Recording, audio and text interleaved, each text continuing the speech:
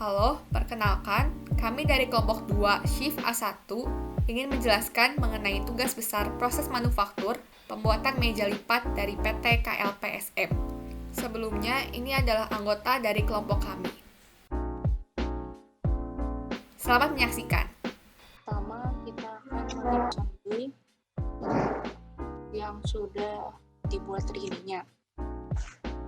Di sini ada daun meja, ada penyangga, dan ada kaki meja. Nah, daun mejanya sebagai berikut. Berikut adalah ukurannya. Di sini ada lubang untuk tempat minuman. Kemudian di sini ada lubang lagi. Dan di bawah daun mejanya ada 16 buah lubang untuk baut. Ini untuk kaki mejanya. Kaki mejanya berbentuk seperti huruf U. Kemudian ada 4 lubang. Masing-masing sisi memiliki 2 lubang. Nah, lubang ini digunakan untuk menyambungkan kaki meja dengan penyangga. Terakhir ada komponen penyangga. Komponen penyangga ini memiliki 6 lubang, kemudian ada dibentuk di tengah ini menjorok ke dalam. Bentuk ini dibuat dengan menggabungkan bentuk silindris dan bentuk kubus. Nah, 4 lubang ini digunakan untuk baut yang disambungkan ke daun meja. Kemudian 2 lubang ini untuk menyambungkan penyangga dengan kaki meja. Sekarang akan dibahas mengenai proses produksi meja lipat oleh PT KLPSM. Sebelumnya, ini adalah lembar rencana proses dari MB1, MB2, MB3, dan assembly. Pertama-tama, saya akan menjelaskan mengenai komponen MB1 yaitu daun meja. Seperti yang terlihat pada layar video ini adalah rancangan gambar teknis dan ukuran-ukuran dari komponen yang pertama. Daun meja ini sendiri terbuat dari kayu pinus yang berukuran awal sekitar 2000 mm dikali 1000 mm dikali 40 mm. Langkah pertama yang dilakukan adalah proses cutting. Proses cutting ini dilakukan untuk memotong kayu pinus menjadi ukuran yang diinginkan, yaitu ukuran 600 mm dikali 400 mm dikali 40 mm. Selanjutnya akan dilakukan proses milling. Proses milling ini dilakukan untuk mereduksi setiap sisi dari benda kerja, sisi dari kayu pinus, baik itu kiri atas, kiri bawah, kanan atas, kanan bawah, sesuai dengan ukuran yang telah ditentukan sebelumnya. Selanjutnya akan dilakukan reduksi, tepatnya di bagian atas permukaan daun meja, bagian atas tengah, ini untuk dibuat tempat alat tulis yang ukurannya disesuaikan dengan rancangan gambar teknik. Tahap selanjutnya adalah pembuatan lubang untuk tempat minum. Ada 4 operasi yang dilakukan. Yang pertama adalah operasi centering. Operasi centering ini digunakan untuk membuat titik pusat pada permukaan meja yang akan dibuat lubang tempat minum. Selanjutnya akan dilakukan operasi drilling, di mana operasi drilling ini melubangi titik pusat tersebut dengan diameter 20 mm dan kedalaman 40 mm. Selanjutnya akan dilakukan operasi boring, ini untuk memperbesar lubang drilling tersebut menjadi berdiameter 80 mm dengan kedalaman 30 mm. Selanjutnya, untuk menghaluskan permukaan dalam dari lubang, digunakan proses rimming dengan menggunakan trimmer. Kemudian, setelah lubang untuk tempat minum jadi, langkah selanjutnya adalah membuat lubang untuk tempat mur dan baut. Dalam hal ini, daun meja akan dibalikan terlebih dahulu, sehingga yang dipakai adalah permukaan bawah dari daun meja. Proses ini akan dilakukan sebanyak 4 operasi. Yang pertama adalah operasi centering. Jadi operasi centering ini dilakukan untuk membuat titik pusat di setiap lubang. Jadi totalnya tuh ada 16 lubang. Setelah dilakukan proses centering untuk membuat titik pusat, selanjutnya adalah membuat lubang dengan operasi drilling, di mana menggunakan drill bit berdiameter 3 mm dan dilakukan perlubangan sedalam 10 mm. Selanjutnya akan dilakukan proses boring. Proses boring ini menggunakan boring drill bit dengan ukuran 4,5 mm sebagai diameternya dan kedalaman 10 mm untuk proses perlubangannya. Setelah itu, untuk memperhalus bagian dalam lubang akan dilakukan proses trimming dengan menggunakan trimmer yang berukuran 6,5 mm dalam 10 mm. Langkah selanjutnya adalah melakukan operasi grinding. Operasi grinding ini menggunakan wood surface grinding. Wood surface grinding ini ditujukan untuk material yang berbahan dasar kayu. Ini untuk menghaluskan seluruh permukaan dari daun meja itu sendiri. Lalu akan dilakukan operasi coating. Operasi coating ini dilakukan dengan menggunakan cat pernis dan kuas yang diaplikasikan kepada daun meja di seluruh permukaannya secara merata. Lalu didiamkan selama kurang lebih 20 menit. Setelah kering maka akan dilakukan proses deburring. Proses deburring ini ditujukan untuk memperhalus seluruh permukaan lagi dengan tekanan yang diberikan itu tidak terlalu besar ya, sehingga tidak merusak dari cat yang menempel pada daun meja. Selanjutnya adalah melakukan operasi inspeksi. Operasi inspeksi ini dilakukan untuk memastikan bahwa daun meja yang telah dihasilkan memiliki kualitas yang baik dari segi fungsionalnya, baik dari segi permukaannya, dan apabila ada daun meja yang mempunyai masalah seperti itu, maka daun meja tersebut tidak dapat dilanjutkan ke proses berikutnya, yaitu proses perakitan dengan komponen lainnya. Sementara daun meja yang memiliki kualitas baik dilanjutkan ke proses berikutnya, yaitu proses perakitan dengan komponen-komponen lain. Selanjutnya ada proses pembuatan dari MB2, yaitu kaki meja yang bermaterial awal pipa besi dengan ukuran panjang 2000 mm, diameter 20 mm, dan tebalnya 2 mm. Kaki meja yang ingin diproduksi ini berjumlah 2 buah dengan urutan dan proses yang serupa. Operasi yang pertama adalah cutting, yang bertujuan untuk memotong pipa besi tersebut menjadi memiliki panjang 670 mm dengan masing-masing kaki meja yang diameter dan tebalnya tetap.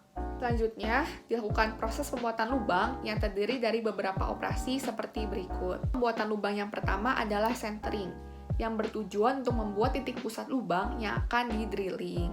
Dapat dilihat pada gambar berikut, lubang yang ingin dibuat ini berjumlah 2 pasang, alias 4 buah, di mana terletak pada bagian samping kiri dan kanan sejauh 10 mm dari ujung kiri dan kanan pipa besi. Selanjutnya dilakukan operasi drilling, yaitu yang bertujuan untuk membuat lubang dari titik pusat yang telah dilakukan proses centering sebelumnya.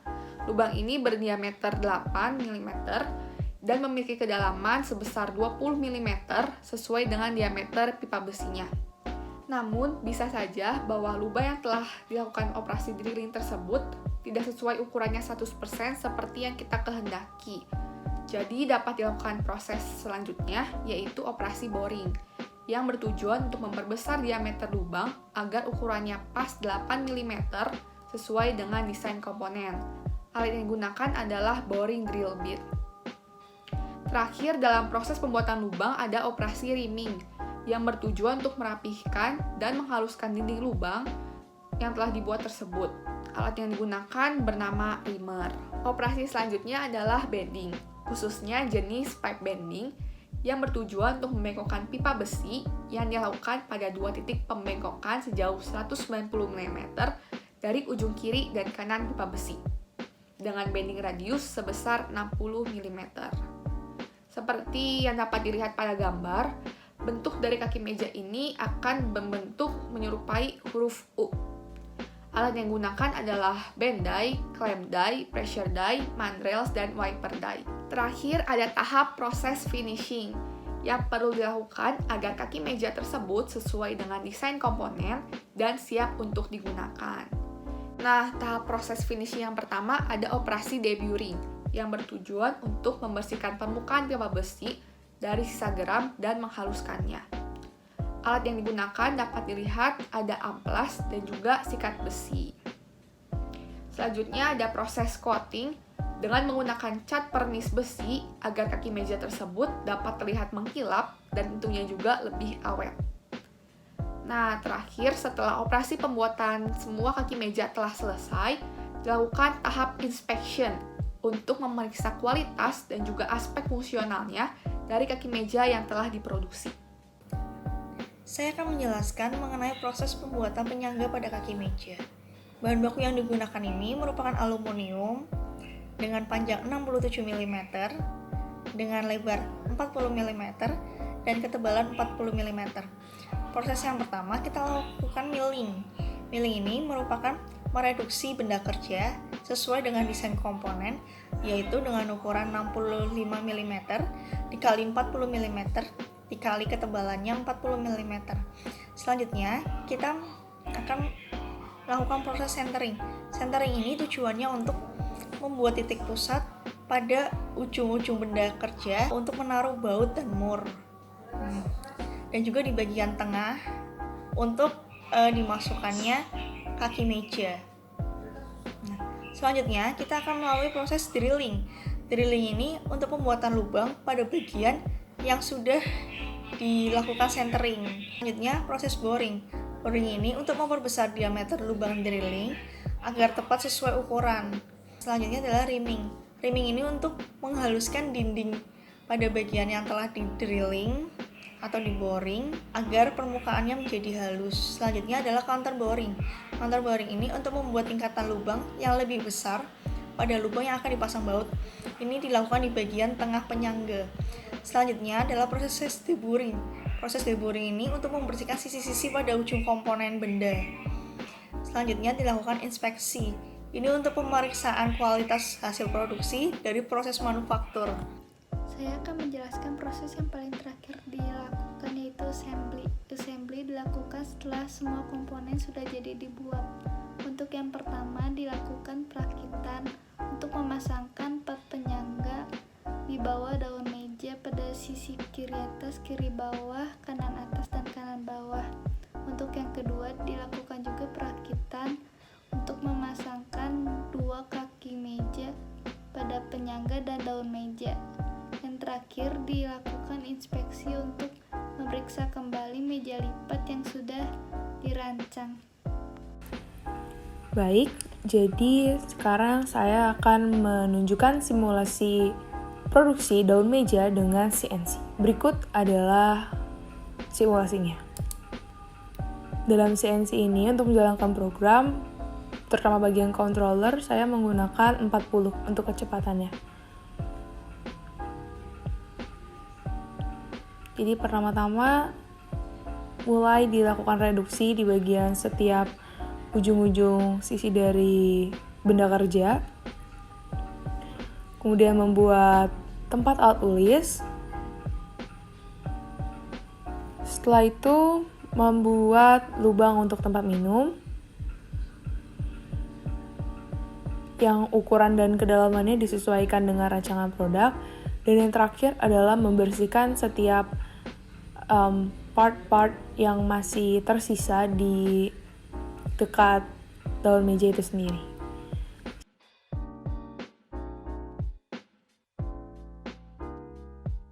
Berikut merupakan program dari CNC Simulator untuk menyangga.